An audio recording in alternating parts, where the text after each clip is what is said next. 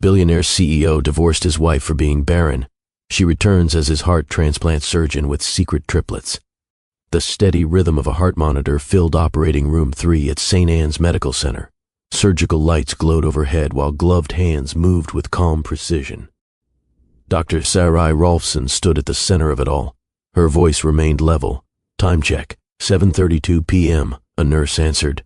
9 hours of surgery waited ahead, yet her shoulders stayed relaxed, her focus sharp. She reviewed the chart one last time. The name printed at the top hadn't changed in 5 years, but it still felt heavier than any medical file she had ever held. Sherman Prosecco. She inhaled slowly, letting professionalism settle over every memory that tried to rise. Prep complete, an assistant said. Sarai nodded once. Let's begin when anesthesia confirms readiness.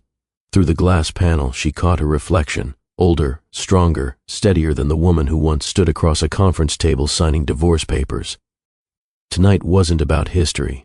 Tonight was about a life balanced on the edge of a heartbeat, yet the past refused to stay silent. Across the sterile room, the anesthesiologist glanced at her. You know the patient personally. She didn't look up from her instruments. The words carried more weight than any confession. 5 years ago, he had walked away from their marriage because he wanted a future she was told she couldn't give him. Tonight, that same man lay unconscious, trusting her hands to guide him through the longest night of his life. The irony wasn't loud. It was quiet, steady, unavoidable.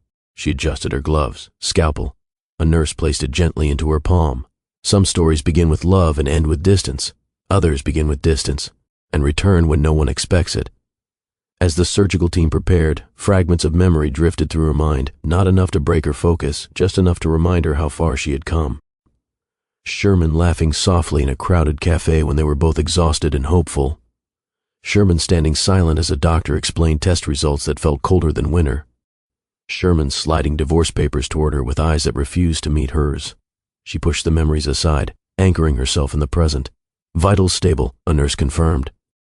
Good, Sarai replied.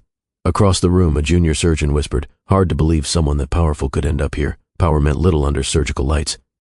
Titles didn't change the fragility of a human heart. She lowered her voice. Everyone arrives here the same way, needing help, and tonight the man who once chose legacy over love needed her more than ever. Outside the operating room doors, families waited in quiet clusters, each carrying hope in different forms. Inside, Sarai prepared for a moment that would rewrite 2 lives. Have you ever faced someone from your past when neither of you were the same people anymore? Someone who once hurt you, yet stood in front of you needing kindness? Sarai didn't ask those questions aloud. They lived quietly in the pause before the first incision. She glanced at the monitor again. Steady, predictable, fragile. Life had a strange way of bringing unfinished stories back to the surface, not for revenge, not for drama, but for something deeper that only time could reveal. The lead nurse leaned closer. Doctor, anesthesia confirms readiness. Sarai gave a small nod. Under the surgical drapes lay a billionaire CEO admired by investors and feared by competitors. A man who once believed control was everything. A man who believed he needed a perfect future more than he needed her. She rested her hands lightly on the table, steady and unwavering. This procedure isn't about the past, she said quietly to the team. It's about giving a patient a second chance at life. But beneath her calm tone, the truth lingered. Sometimes the person you walk away from becomes the only person who can save you. Before we go any further, let me welcome you back to Mr. Williams' Story Time, a place where choices shape destinies and every heartbeat carries a story worth hearing. If you're new here, settle in. Tonight's journey isn't rushed. It's a story about ambition, regret, and the quiet strength it takes to rebuild what once felt broken. Maybe you've watched someone chase success until it cost them something real. Maybe you've wondered whether love can return after years of distance. Either way, you're exactly where you're meant to be. Because this story doesn't begin with a wedding or a promise. It begins with a surgeon holding a scalpel and a history that refuses to stay buried. Now he depended on the woman he left behind to guide him toward tomorrow. As the monitors beeped softly, Sarai lifted her gaze. Incision, she said, and before we step fully into their past, into the choices that led them here, take a moment to show your support for stories that move you. If you believe people deserve second chances, tap the like button so more viewers can find this journey. Subscribe if you enjoy stories that carry both heart and meaning, and share your thoughts as we go, because every perspective adds something special to this space. The surgical room grew quiet again. Steel met skin. A new heartbeat waited somewhere beyond the next 9 hours, and a truth neither of them could avoid was already drawing closer. 5 years ago, Sherman Prosecco walked away from Sarai Rolfson believing he was protecting his future. Tonight, under her steady hands, that future depended on her completely. And this was only the beginning. Long before headlines called him a billionaire, Sherman Prosecco was just a tired architect sketching ideas on napkins in a quiet cafe that never closed. The tables were uneven, the coffee too strong, and the air carried the soft hum of late-night ambition. He preferred the corner seat near the window, not for the view, he rarely looked outside, but for the silence. A pencil rested between his fingers as he traced another skyline across a page. "Do you ever sleep?"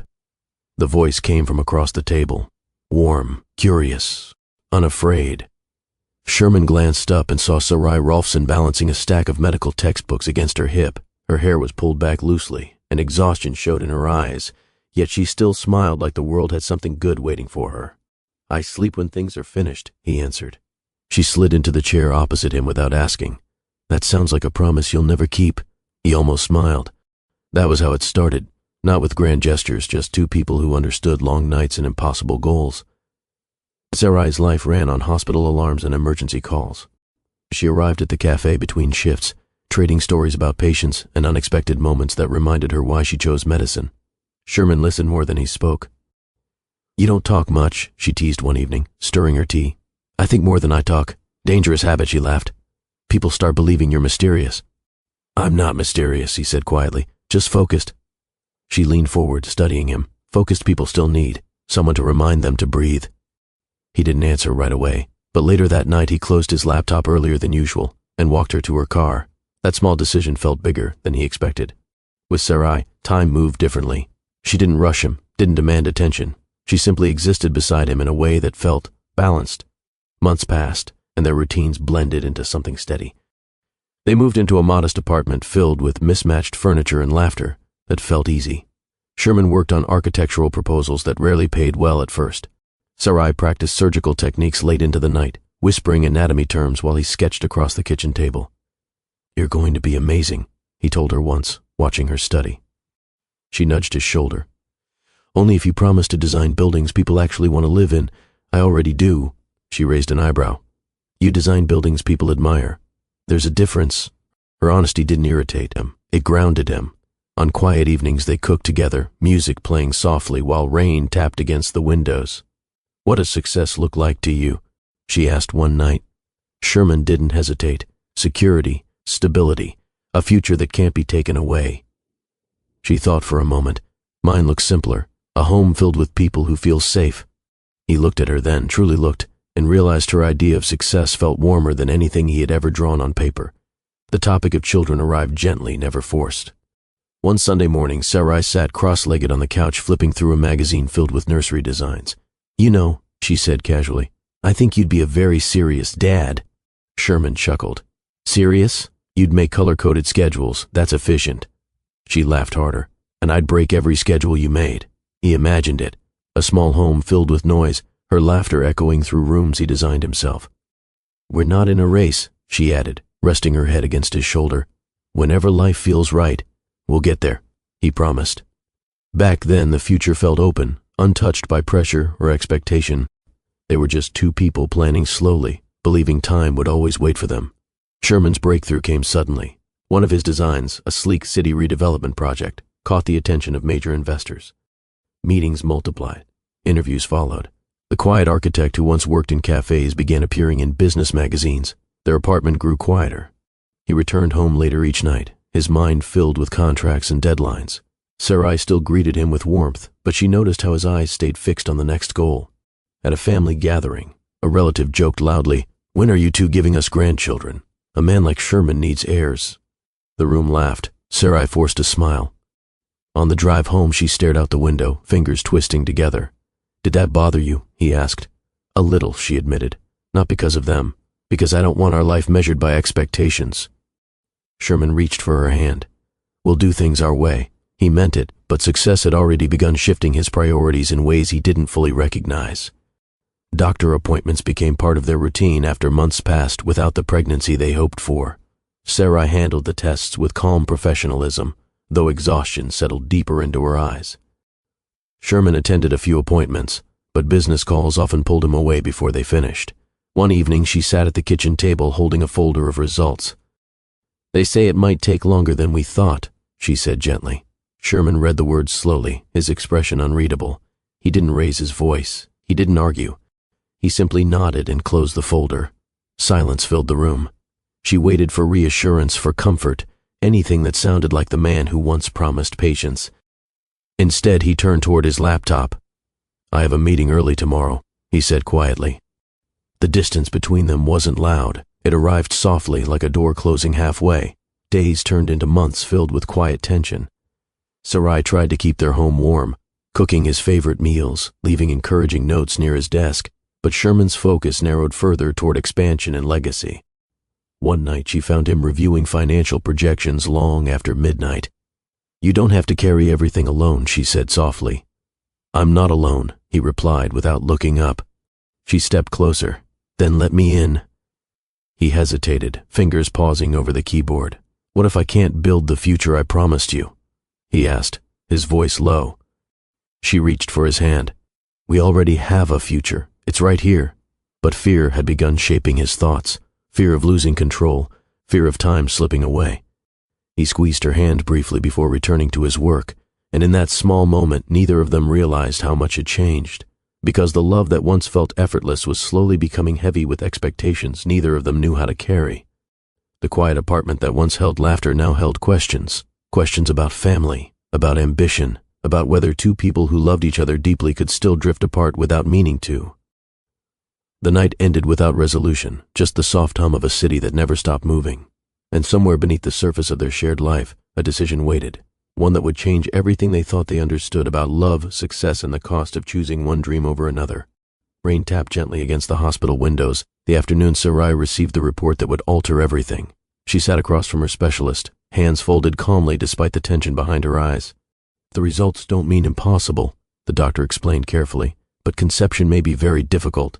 Sarai nodded, absorbing the words with quiet strength. She had delivered difficult news to patients before. She understood how language could soften reality without hiding it. What should I tell my husband? She asked. Tell him the truth, the doctor said gently. And remind him that families are built in many ways. She left the office with the folder pressed against her chest. Outside the sky was gray, the air cool against her face.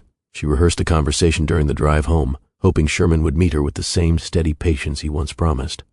When she stepped through the apartment door, he was already working, his phone balanced between shoulder and ear. Yes, approved the redesign, he said. We'll finalize tomorrow. He ended the call and looked up. You're home early. She placed the folder on the table. I need to talk to you. Something in her tone made him straighten. They found a reason for the delays, she said softly. The doctors think it might take longer for us to have children. He read the report slowly, expression tightening in a way she couldn't quite read. That's all it says? He asked. For now, she answered. It doesn't mean we stop trying. Sherman closed the folder and stared at the table. He didn't shout. He didn't comfort her. He simply grew quiet, and that quiet felt heavier than any argument. In the weeks that followed, Sherman buried himself deeper in work.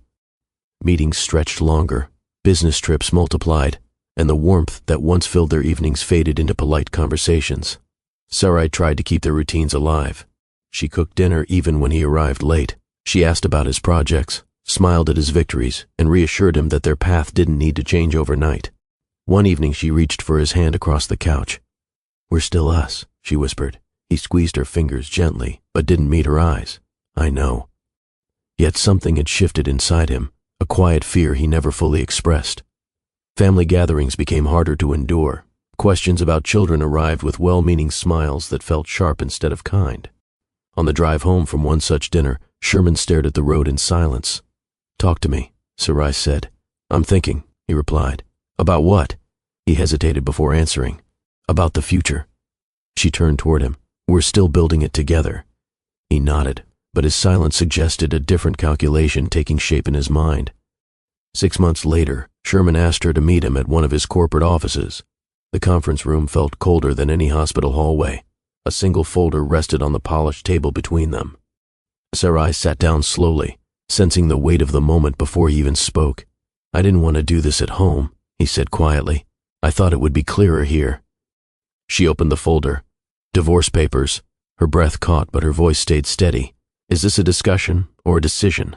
Sherman clasped his hands together. I've been thinking about what I want my life to look like in 10 years. And, she asked gently. I want a family, he said. The words landed like falling glass, not loud, just sharp enough to change everything. I am your family, she replied. He looked down, unable to meet her gaze. You know that's not what I mean. She waited for him to soften, to reconsider, to remember the promises they made when nothing else mattered. Instead, he pushed the pen toward her. I don't want to hurt you, he said. Then why does this feel like replacement? She whispered. He didn't answer. And in that silence, Sarai realized the decision had already been made long before she entered the room. Her hand trembled slightly as she lifted the pen, but her posture remained composed. You're choosing a possibility over a certainty, she said quietly. Sherman's voice softened. I'm choosing the future I've always planned. She studied him for a long moment, the man who once held her hand through sleepless nights, who once promised patience. You're not wrong for wanting children, she said gently, but you're wrong for believing love can be measured by outcomes. He swallowed hard, emotion flickering behind his calm exterior. She signed her name. The sound of the pen against paper felt louder than any argument they could have had. When she slid the documents back toward him, her eyes were clear. I hope you find what you're looking for, she said. He wanted to say something, an apology, a reassurance, anything that might soften the moment, but words failed him. She stood, adjusting her coat. For a brief second, it seemed like she might reach for him. Instead, she turned toward the door, and just like that, the life they built together ended without raised voices, without dramatic farewells, only quiet heartbreak. Sherman remained seated long after she left, staring at the empty chair across from him. He told himself the decision was logical. He told himself he was protecting his future. Yet the room felt strangely hollow. That night he returned to an apartment that felt unfamiliar without her presence. The kitchen lights were off. The couch where they once watched late-night movies looked untouched. He poured himself a drink and stood by the window overlooking the city he helped shape. Success surrounded him, contracts waiting to be signed, projects expanding across skylines, but something felt unfinished. He shook the feeling away. This is necessary, he murmured to himself. The words sounded convincing, until the silence grew too loud to ignore. Across the city, Sarai packed her belongings into small boxes. No dramatic music played, no tears fell loudly. She moved carefully, folding clothes, stacking books, pausing only when she found an old photograph of them laughing together at a beach. She traced the edge of the frame before placing it gently into a box. Her phone buzzed with messages from colleagues offering encouragement about a new surgical opportunity in another city. She accepted without hesitation, not because she was running away, but because she refused to let heartbreak define her path. Standing alone in the empty apartment, she took one last look around. Goodbye, she whispered softly, not to the walls but to the life they once imagined. Then she turned off the lights and walked forward without looking back. Days turned into weeks, and the distance between them became permanent. Sherman signed new contracts, attended events, and appeared in magazines beside smiling investors. Sarai disappeared from his world entirely. He told himself it was better this way, cleaner, simpler, focused. But sometimes, late at night, he found himself replaying small memories he never expected to miss. Her laughter during quiet dinners, the way she challenged his ideas without fear, the warmth she brought into rooms that once felt cold. He never called. She never returned. And somewhere between ambition and heartbreak, two people who once felt inseparable became strangers again. The divorce wasn't loud. It didn't arrive with anger or accusations. It arrived quietly, through choices made in silence, through dreams pursued at different speeds. And neither of them knew that life was already preparing a truth far greater than the one that separated them.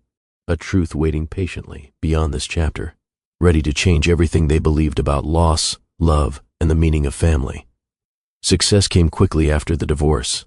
Sherman Prosecco's name appeared everywhere. Business journals, investment panels, charity galas filled with flashing cameras. Prosecco Dynamics expanded into new cities, each project larger than the last. At 38, he had everything people admired: influence, wealth, control. Yet evenings felt unusually quiet.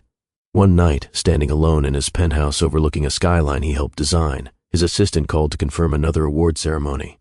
You'll be receiving recognition for leadership innovation, she said. Send the details, he replied. When the call ended, silence returned just as quickly. He walked past the unused dining table, past a living room designed for guests who rarely stayed long, and paused by a photograph still resting on a shelf. Him and Sarai smiling years ago. He turned it face down, not because he felt nothing, but because remembering felt inconvenient. A year later, Sherman remarried. The wedding photographs appeared flawless. Elegant suits, champagne glasses raised high, smiles that suggested everything had finally aligned. His new partner fit seamlessly into his public world. She understood business conversations, attended events effortlessly, and knew how to present the image investors expected. Yet behind closed doors, their conversations rarely went deeper than schedules and appearances. One evening she glanced at him across the dining table. "You're very polite," she said, "but sometimes it feels like you're not really here." "I'm just tired," he answered. She studied him carefully. "Do you ever think about your first marriage?" The question lingered between them longer than either expected. He didn't respond right away. Eventually he said, "That chapter ended for a reason," but even as he spoke, he felt the weight of words that sounded less certain than he intended. The relationship lasted less than a year before ending quietly. No dramatic conflict, just mutual understanding that something essential was missing. Another chapter closed. Another room in his life grew quieter. Far from Sherman's expanding empire, Sarai stepped into a new hospital with steady determination. St. Anne's Medical Center welcomed her as a promising surgeon with remarkable precision and calm leadership. Long hours returned to her routine, but this time they carried purpose instead of pressure. Her colleagues admired her composure. "You never seem shaken," one nurse remarked during a break. Sarai smiled softly. "Medicine teaches you to focus on what you can save." She poured herself into training, refining surgical techniques, studying complex heart procedures late into the night. Outside the hospital, her life remained simple. A small apartment filled with books, quiet evenings, and a growing sense of independence. She didn't talk much about her past, not because she wanted to forget, but because she preferred to move forward. A routine follow-up appointment delivered news Sarai never expected. The doctor's voice carried disbelief mixed with joy. "You're pregnant." She blinked, trying to process the words. "That's not possible." "My records." He handed her a new set of scans. "And not just one," he added gently. "You're carrying triplets." The room felt still. Sarai sat quietly, hands resting over her stomach as emotion filled her chest. Shock, gratitude, fear, hope. Driving home later, she pulled over near a quiet park and allowed herself a moment to breathe. She thought about calling Sherman. Her phone remained still in her hand. Memories of the conference table returned, the calm certainty in his voice when he chose a different path. Tears gathered in her eyes, but her expression remained steady. "This is my journey now," she whispered. She would raise her children surrounded by peace instead of expectation, and she would do it on her own terms. The next 5 years reshaped Sarai's world completely. Diana, Tracy, and Kira arrived like 3 small miracles, filling her apartment with laughter and endless movement. Mornings began with cereal bowls and tiny shoes scattered across the floor. Evenings ended with bedtime stories whispered softly after long hospital shifts. Her colleagues often wondered how she balanced everything. "I don't do it alone," she explained once, smiling as the girls colored pictures beside her office desk. "I just keep moving forward." The children grew curious and bright, often visiting the hospital after school. One afternoon, Diana asked, "Mommy, why do you help people's hearts?" Sarai knelt beside her. "Because every heart deserves a chance to keep beating." The words held more meaning than the child could fully understand. Each day strengthened Sarai's resolve. She wasn't defined by the past anymore. She had built a life rooted in purpose, compassion, and quiet resilience. Back in his world, Sherman's empire reached new heights. He appeared on magazine covers, delivered keynote speeches to packed auditoriums, and negotiated deals worth millions. Yet moments of stillness began to feel heavier. During a late-night event, a colleague congratulated him. "You've built everything a man could want." Sherman smiled politely. "Everything except time." The comment surprised even him. Later that night, he returned to his penthouse and sat alone at the piano he never learned to play. His thoughts drifted toward memories he tried to ignore, Sarai laughing in the kitchen, her voice reminding him to slow down. He closed his eyes briefly. Success had never felt so quiet. Life carried both of them forward along separate paths, each shaped by choices made years earlier. One built skyscrapers while searching for meaning beyond achievements. The other built a home filled with warmth while saving lives one patient at a time. And now, let me ask you something as this story continues to unfold. If you were in Sarai's position, discovering a life-changing secret after someone walked away, would you share the truth or protect your peace? Drop your thoughts in the comments as we move deeper into this journey, because every perspective adds another layer to stories like this. Because sometimes the distance between two people isn't the end of their story. Sometimes it's only the quiet space before everything changes again, and far across the city, fate was already moving them toward a moment neither of them could avoid, a moment that would arrive suddenly, without warning, and change the rhythm of Sherman Prosecco's life forever. The ballroom buzzed with anticipation as cameras flashed and executives filled every seat. Sherman Prosecco stood backstage adjusting his cufflinks while a production assistant counted down the final seconds before his entrance. 2 minutes, Mr. Prosecco, she said. He nodded, scanning the audience through a narrow opening in the curtain. Investors, reporters, city officials, all waiting to hear the man known for turning bold ideas into reality. His assistant handed him a glass of water. "You look tired," she whispered. "Just another long week," he replied. The announcer's voice echoed across the hall. "Please welcome the visionary behind Prosecco Dynamics, Sherman Prosecco." Applause rose as he stepped onto the stage, posture confident, expression composed. "Good evening," he began, his voice steady. "5 years ago we set out to rebuild more than structures. We set out to change how people live within them." The crowd leaned forward, drawn into his presence. From the outside he looked unstoppable. Inside something felt off. Midway through his speech, Sherman paused to adjust his tie. A faint tightness settled across his chest, subtle enough that he ignored it at first. He continued speaking, pacing slowly across the stage. "Success," he said, "isn't just about reaching the top, it's about—" The sentence trailed off as a wave of dizziness passed through him. He took a slow breath, forcing himself to remain composed. Years of discipline had taught him to push through discomfort, to keep moving even when exhaustion whispered otherwise. "You okay?" The man mouthed silently. From the front row, a colleague noticed him pause. The audience didn't notice anything unusual. To them, he was simply emphasizing a point. But his hand tightened around the podium, another step forward, another attempt to continue. Then the pain came, sharp, sudden, impossible to ignore. His vision blurred, lights above him blending into a hazy glow. He reached for the edge of the podium. He tried to speak, but the words faded. Gasps rose from the crowd as he stumbled backward. Security rushed toward the stage while a doctor in the audience pushed through the front row. Sherman collapsed to his knees, breath shallow, heart racing in uneven rhythm. "Stay with me," the doctor said, checking his pulse. "Call emergency services now." Flashes from cameras turned frantic as the room filled with tension. The ambulance ride felt distant, as though the world moved around him without sound. Paramedics worked quickly, attaching monitors, speaking in calm, precise tones.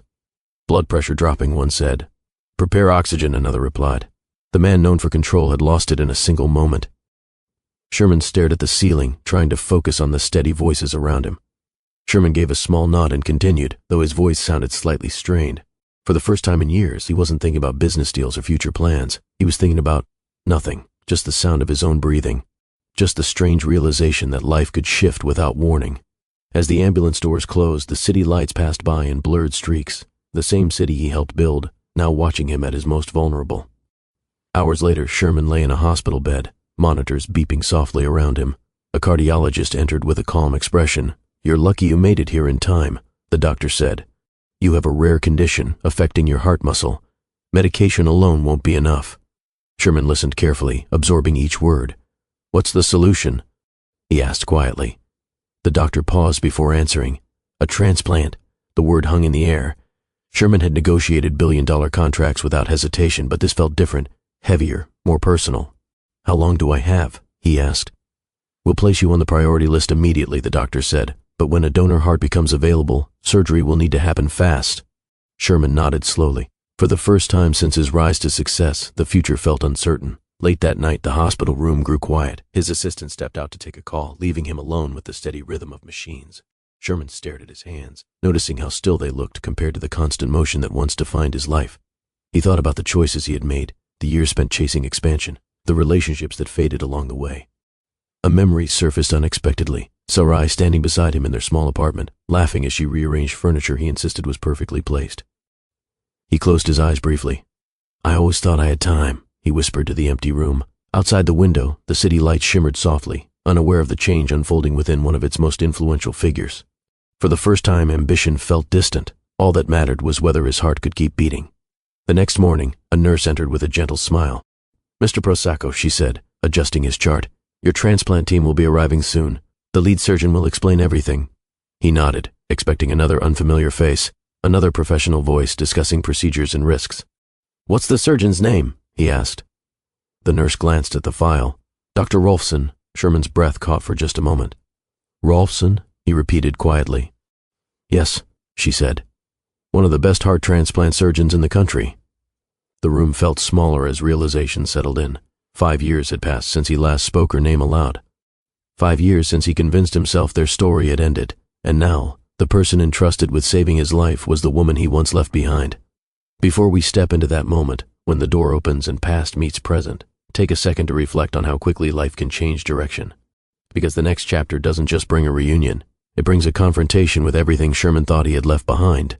Morning light filtered softly through the hospital blinds as Sherman adjusted himself against the pillows.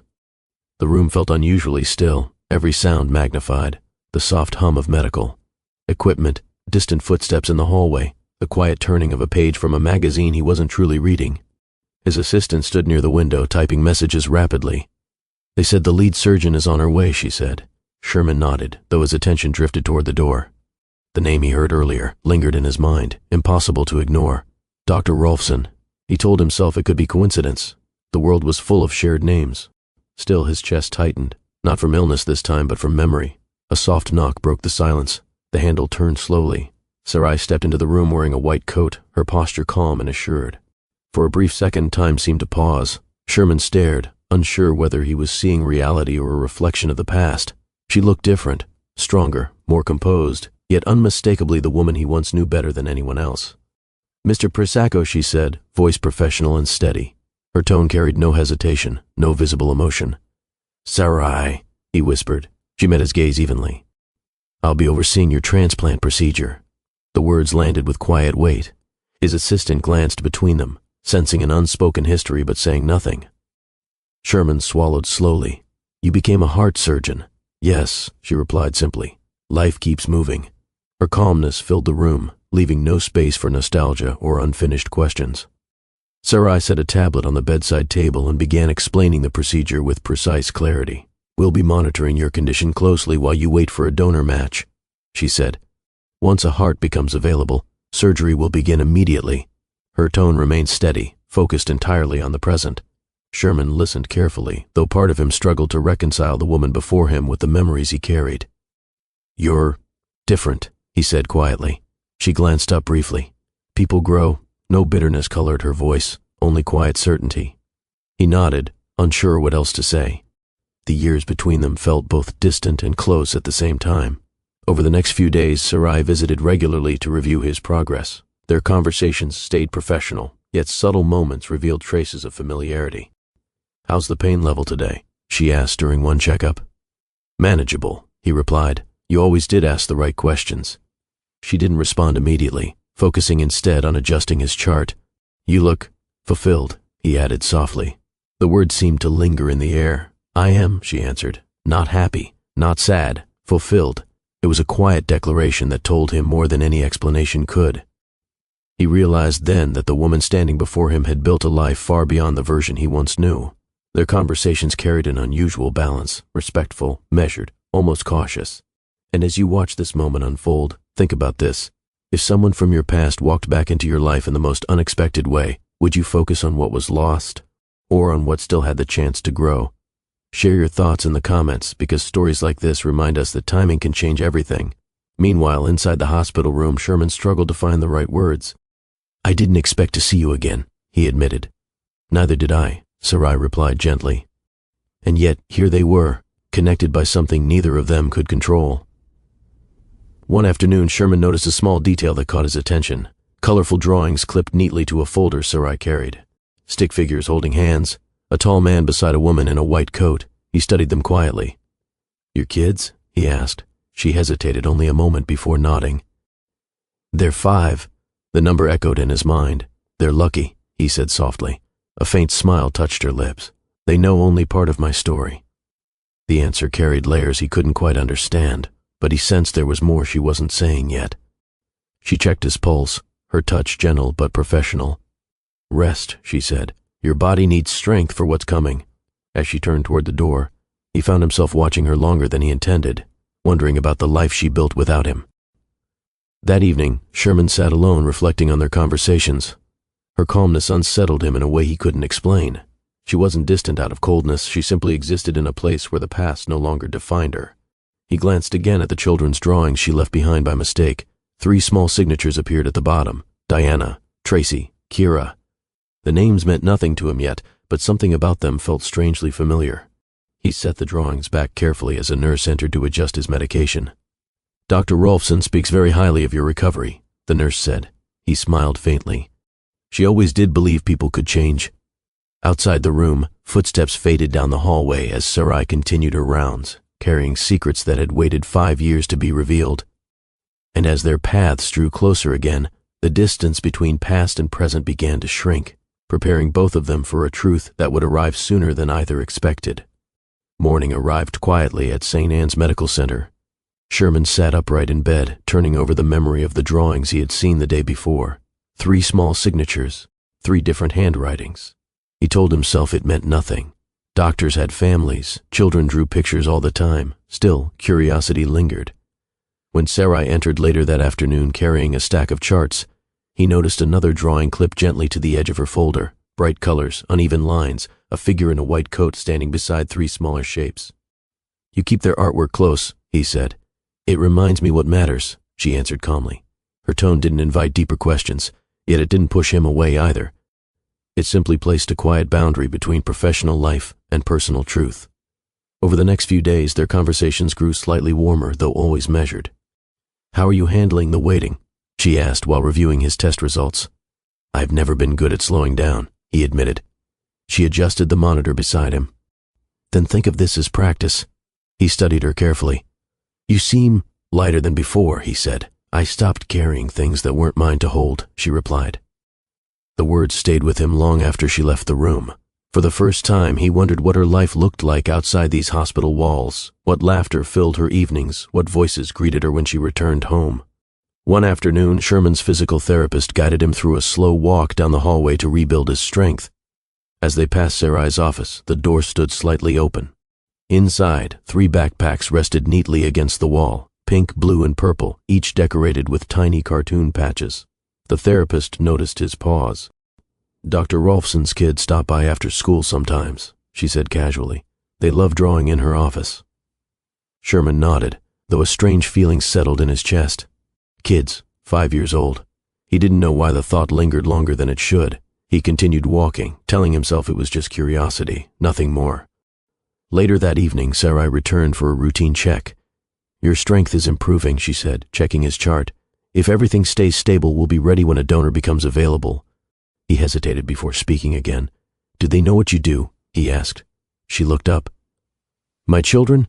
Yes, they know I help people's hearts," she replied with a small smile. "That's enough for now." "And their father?" he asked gently.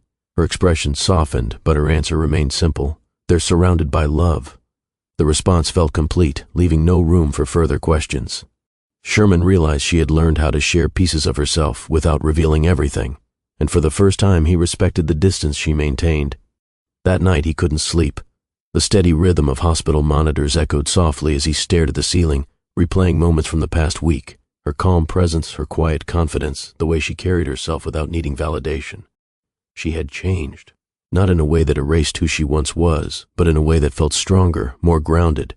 He thought about the life he built after their divorce, the events, the meetings, the relationships that never quite felt real. A memory surfaced, Sarai laughing while rearranging furniture in their old apartment, telling him that a home wasn't measured by size but by warmth. He closed his eyes. For the first time in years, he allowed himself to admit something quietly. He missed the version of life that felt genuine. The next morning, Sarai arrived earlier than usual, carrying coffee in one hand and a stack of files in the other.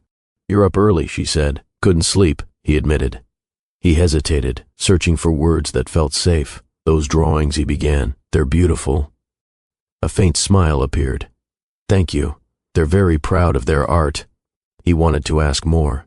About birthdays, about bedtime stories, about the small details that shaped her life now. But something held him back. Instead, he said quietly, "You've built something meaningful." Her gaze softened for just a second. "So have you." The moment lingered before she turned back to her work. Neither of them realized how close the truth stood, waiting just beyond the next chapter.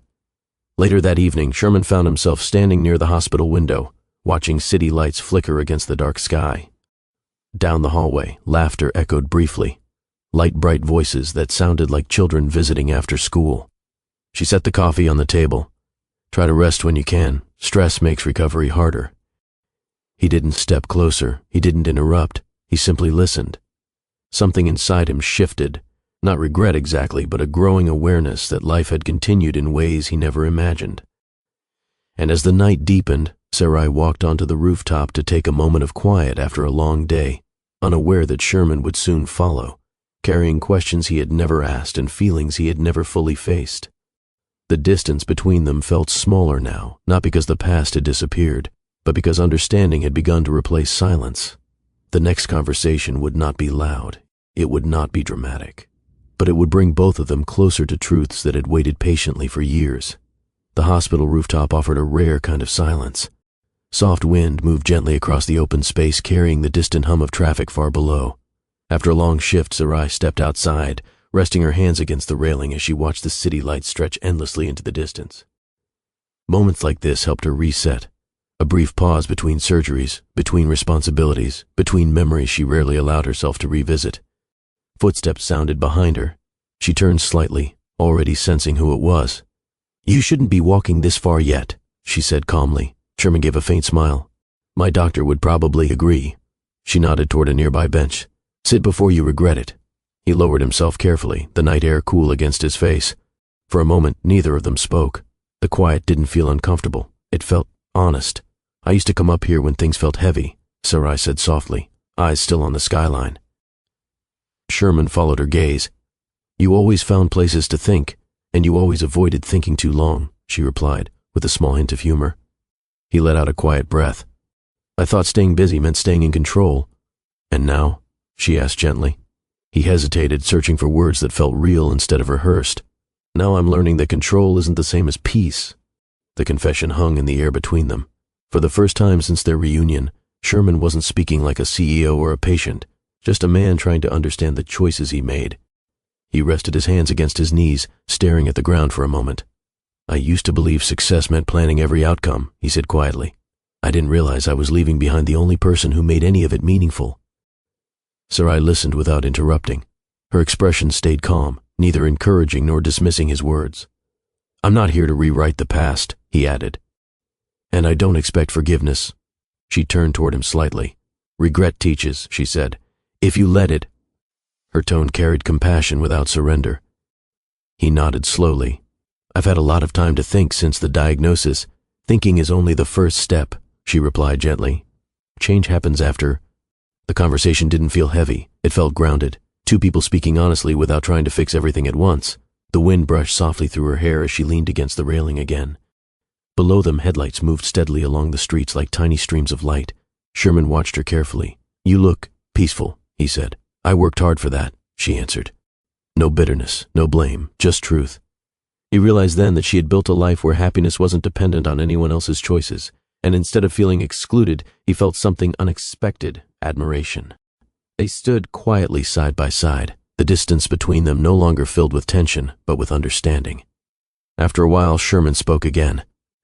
"Do you ever wonder how things might have turned out if I had made a different decision?" Sarai didn't answer immediately. She considered the question carefully before replying. "Sometimes," she admitted, "but I stopped living inside what if. It keeps you from seeing what's already in front of you." He absorbed her words slowly. "I thought chasing the future would make everything clearer," he said. "And did it?" she asked. He shook his head. "It made me forget what mattered most." The honesty in his voice surprised even him. For the first time, he wasn't defending his past. He was simply acknowledging it. Sarai stepped closer to the bench, her tone soft but firm. "I'm glad you're reflecting," she said, "but don't confuse reflection with expectation." He met her eyes. "I know." "I built a life that's steady," she continued, "and I protect that." Her words weren't harsh, they were clear, a reminder that growth didn't erase consequences. "I'm not asking for anything," he said quietly, "just a chance to understand who we've become." She studied him for a moment, searching his expression for sincerity. "That's a good place to start." The tension between them eased slightly, replaced by a quiet respect that felt new yet familiar. A nurse stepped onto the rooftop, breaking the moment gently. "Dr. Rolfson, you're needed downstairs," she said. Sarai turned back toward Sherman. "You should get some rest. Tomorrow will be demanding." He stood slowly, careful with each movement. As they walked toward the door together, he glanced at her. "Thank you for staying professional through all this," he said. She offered a faint smile. "It's my job to save lives." Their eyes met briefly, a silent acknowledgement of everything left unsaid. As they stepped back inside, neither of them knew how close they were to a revelation that would reshape everything once more. Because beyond the surgery waiting ahead, beyond the careful conversations and guarded emotions, a truth had been quietly growing for 5 years, and very soon it would no longer stay hidden. Just before sunrise, a soft knock echoed through Sherman's hospital room. A nurse entered with focused urgency, her expression calm but purposeful. "Mr. Prosacco," she said gently, "a donor heart has been approved. We're preparing the operating room now." For a moment, Sherman simply stared at her, letting the words settle. "So, it's happening," he whispered. She nodded. "Dr. Rolfson will meet you downstairs." As the medical team began preparing him, the quiet rhythm of the hospital shifted into motion. Equipment rolled through hallways, voices carried short instructions, and the stillness of waiting gave way to action. Sherman closed his eyes briefly.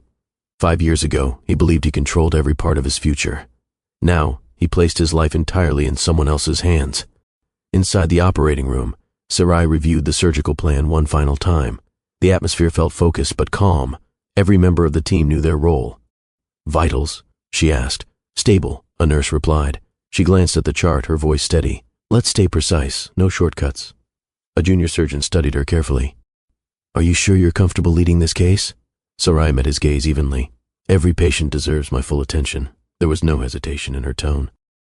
This wasn't about history or emotion. This was about saving a life. She adjusted her gloves, letting years of training guide her focus. "Bring him in." Sherman was wheeled into the operating room, bright lights reflecting softly above him. When his eyes found Sarai standing beside the table, something inside him settled. "You're really the one doing this," he said quietly. "Yes," she replied. "And you're going to be okay." He studied her face, searching for traces of the past. "I trust you," he whispered. The words carried more meaning than he intended. She gave a small nod. "That's enough for now." As the anesthesiologist prepared the medication, Sherman's breathing slowed. "If I don't wake up," he began. "You will," she said firmly, her voice calm but certain. He exhaled slowly as the medication took effect, the room fading into soft shadows. Sarai watched until his eyes closed completely. Then she turned to her team. "Let's begin." Time moved differently inside the operating room. Every movement felt deliberate, instruments passing from hand to hand, monitors guiding each step, quiet instructions flowing between surgeons. Incision complete, an assistant confirmed. Sarai's focus never wavered. "Maintain rhythm," she said softly. "We proceed exactly as planned." Outside, the sun climbed higher over the city, but inside the room, hours blended into one continuous moment. At one point, a monitor alarm sounded briefly, drawing everyone's attention. "Pressure dropping," a nurse reported. Sarai adjusted her position calmly. "Stabilize. We continue." Her voice carried a quiet confidence that steadied the entire team. She wasn't just performing a procedure, she was guiding a life toward another chance.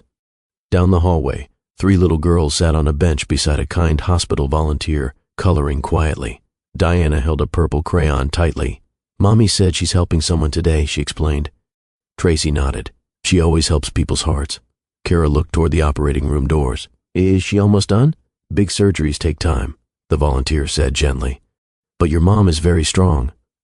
The girls returned to their drawings, occasionally glancing at the hallway, unaware of the deeper connection waiting just beyond their understanding.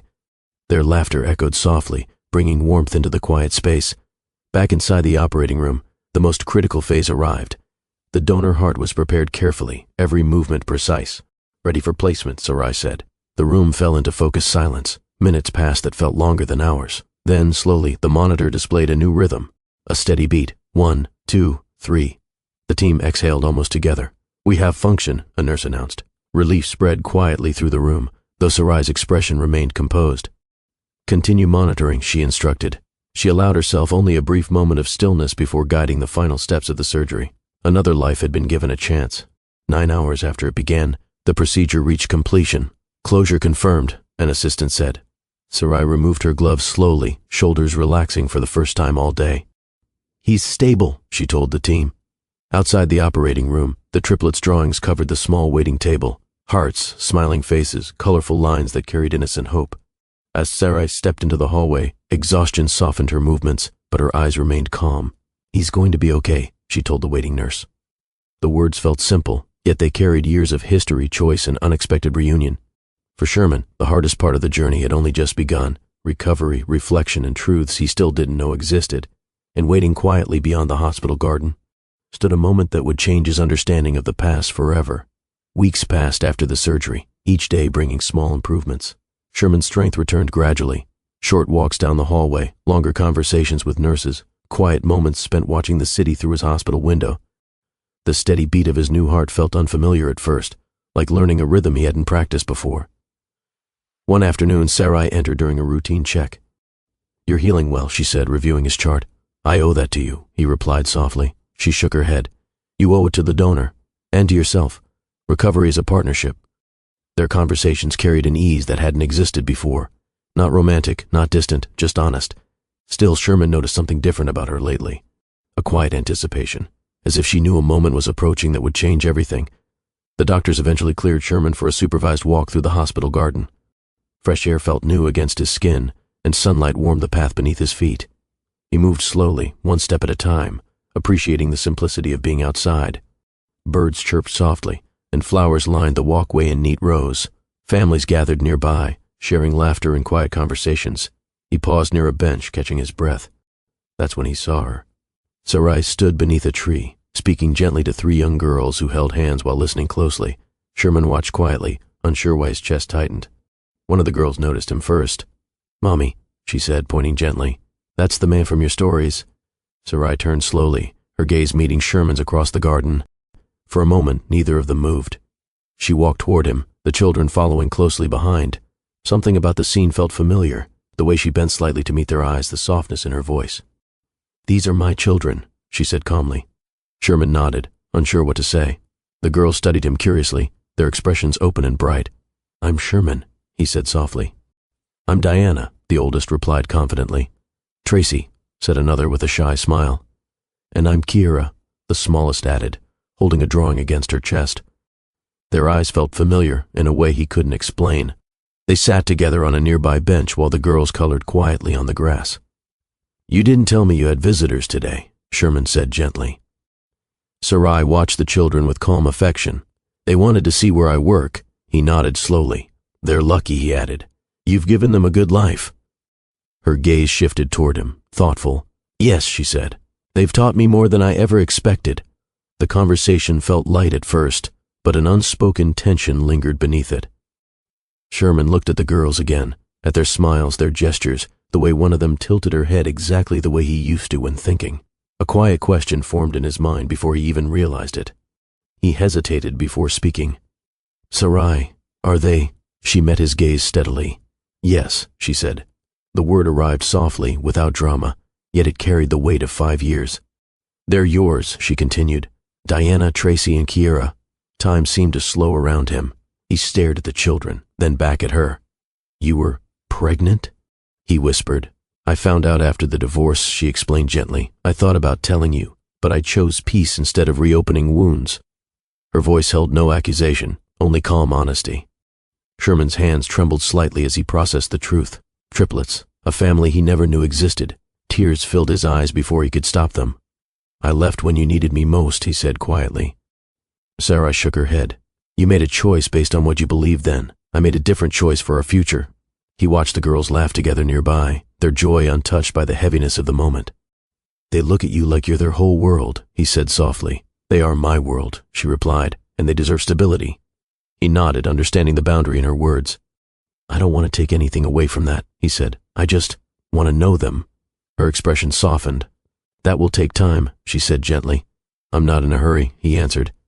For the first time since the reveal, she allowed a small smile. Kiera approached him slowly, holding out her drawing. It showed 4 figures holding hands beneath a bright sun. "This is a family," she explained proudly. Sherman accepted the paper carefully, his voice unsteady. "It's beautiful." Diana glanced at Sarai.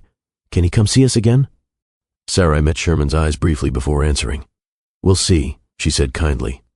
Hope settled quietly in his chest, not loud or overwhelming, just steady. As the girls returned to playing, Sherman watched them with a sense of belonging he hadn't felt in years. The truth had changed everything, not through anger or confrontation, but through a gentle moment in a garden filled with sunlight and possibility. And as they walked back toward the hospital together, a new chapter began. One built slowly, patiently, with trust that would need time to grow. Sherman's days shifted after the truth came out. Physical therapy still filled his mornings, but now his thoughts wandered toward three small voices that echoed in his memory. Diana's confidence, Tracy's quiet curiosity, Kira's bright laughter. One afternoon, Sarai entered his room carrying a tablet filled with recovery updates. "You're progressing faster than expected," she said. He smiled faintly. "I have new reasons to keep going." She paused, understanding the meaning behind his words. "Recovery isn't only about strength," she reminded him. "It's about patience." "I'm learning that," he replied softly. For the first time, their conversations felt less guarded, not romantic, not tense, just honest exchanges between two people trying to understand what came next. A few days later, Sarai allowed a short supervised visit in the hospital garden. The triplets arrived carrying snacks and handmade cards. "Hi, Mr. Sherman," Tracy said shyly. "You can just call me Sherman," he replied gently. Kira climbed onto the bench beside him, holding up another drawing. "This is you getting better," she explained proudly. He laughed softly. "I look stronger in your picture than I feel." Diana studied him carefully. "Mommy says hearts need time." "She's right," he said, glancing toward Sarai.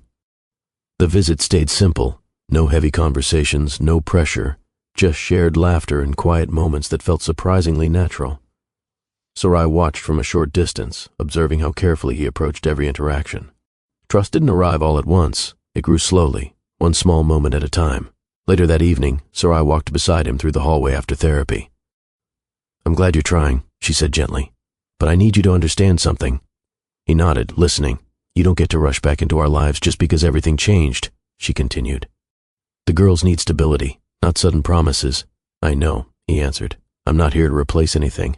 I just want to earn my place, if you'll let me." Her gaze softened slightly. "That's the right approach," she said. They stopped near the elevator, a quiet understanding settling between them. No grand declarations, just mutual respect and a shared willingness to move forward carefully. After his discharge, Sherman began visiting the girls outside the hospital under Sarai's supervision. Homework nights became their new routine. Diana asked endless questions about architecture. Tracy preferred quiet puzzles, sitting beside him while he sketched small designs. Kira insisted on showing him every drawing she made, each one filled with bright colors and wide smiles. One evening, while rain tapped softly against the windows, Sherman watched them fall asleep on the couch. "They're incredible," he whispered.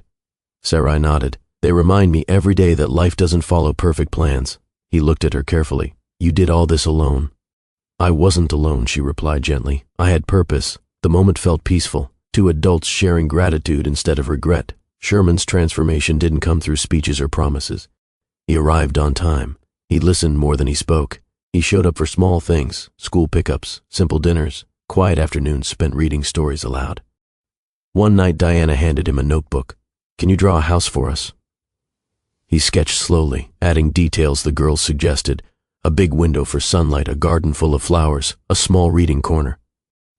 Sarai watched quietly from the kitchen. "You're different," she said later. "I had to lose everything to understand what mattered," he admitted.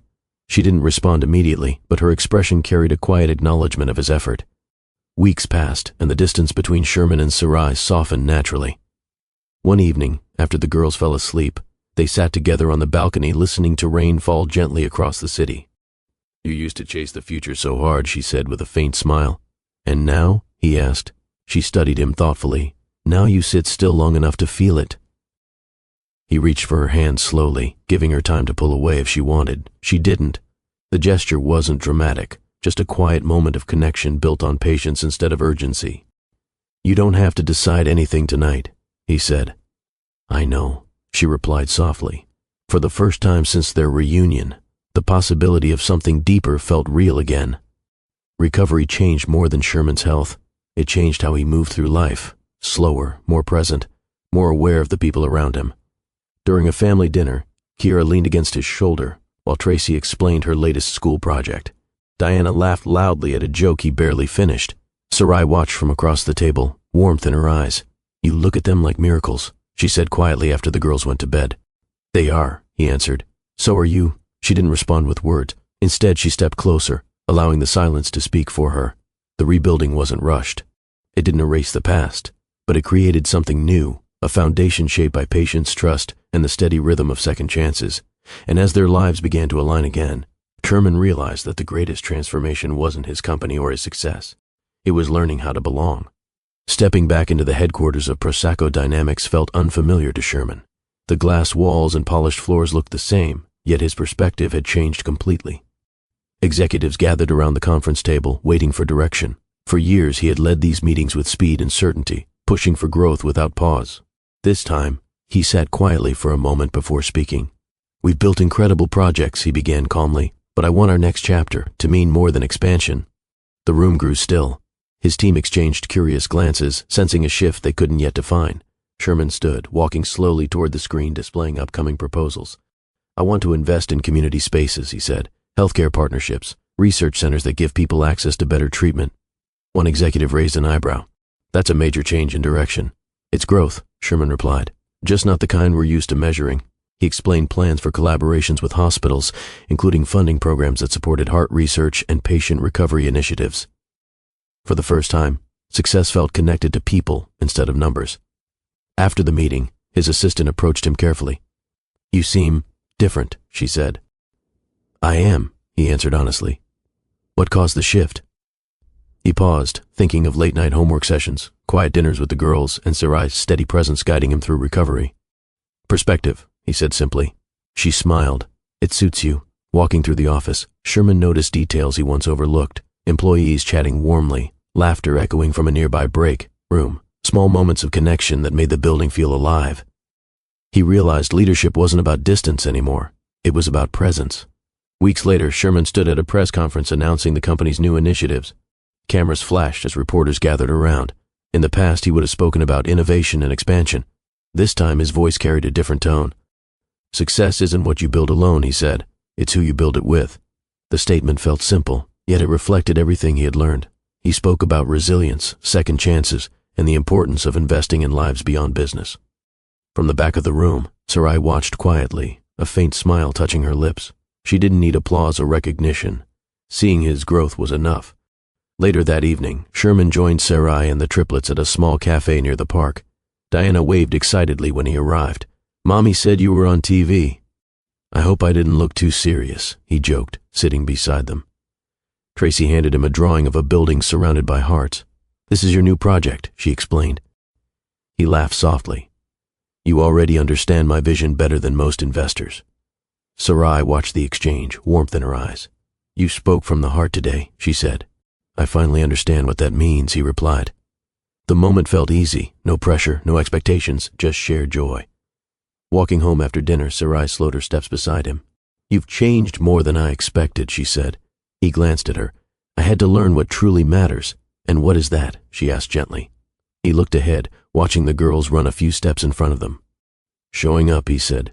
"Not just for work, but for people." She nodded, understanding the depth behind his words. The man who once chased ambition above all else now found meaning in moments that couldn't be measured by success. That night, after the girls fell asleep, Sherman stood on the balcony beside Sarai, watching city lights shimmer in the distance. "You've rebuilt your world," she said softly. "We rebuilt it," he corrected. She didn't argue. Instead, she rested her hand lightly against the railing, her expression thoughtful. The past no longer felt like a barrier between them. It felt like a chapter that shaped who they had become, stronger, wiser, more grounded. And as the night settled around them, Sherman realized that growth wasn't about erasing mistakes. It was about learning from them and choosing differently moving forward. The next step in their story wouldn't come through grand speeches or dramatic gestures.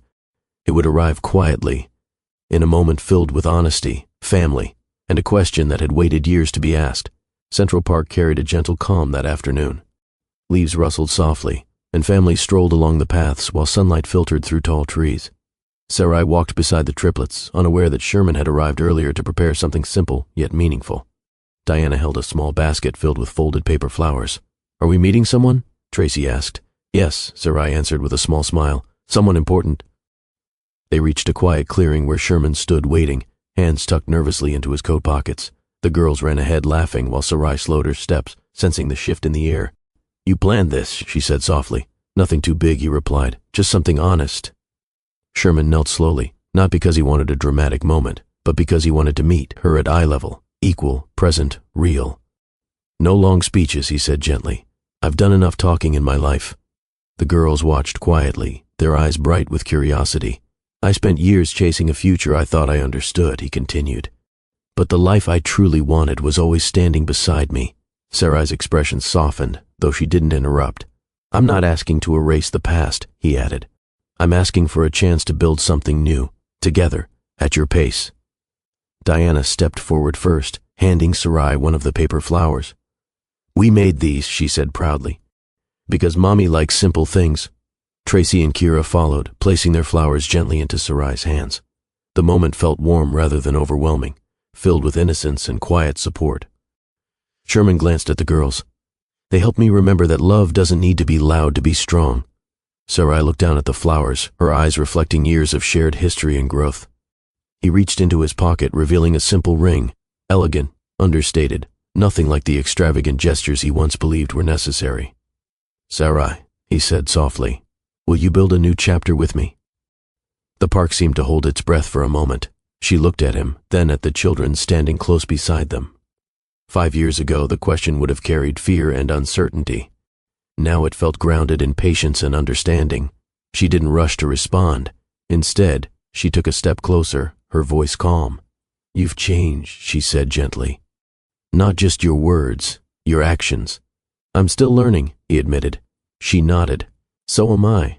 The girls watched quietly, waiting. Sarai took a slow breath, letting the moment settle naturally.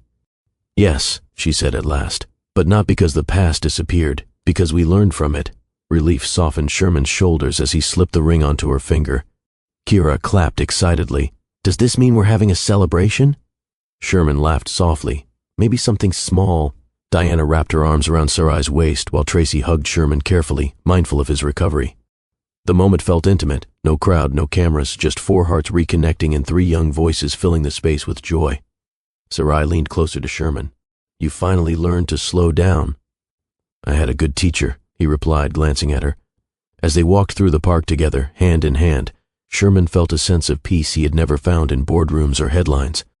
The proposal didn't mark a perfect ending. It marked a continuation, a promise to keep growing, to keep showing up, to keep choosing love in small, steady ways. The girls raced ahead along the path, laughter echoing through the trees. Sarai squeezed his hand gently. "No rushing," she reminded him. "No rushing," he agreed. And as the sun dipped lower in the sky, their story moved quietly toward its final chapter, not defined by perfection, but by the strength of people who learned that even broken hearts can find their rhythm again. Sunlight slipped gently through the curtains of their living room, warming the quiet space with a calm glow. Diana sat cross-legged on the floor, finishing a puzzle while Tracy read quietly beside the window.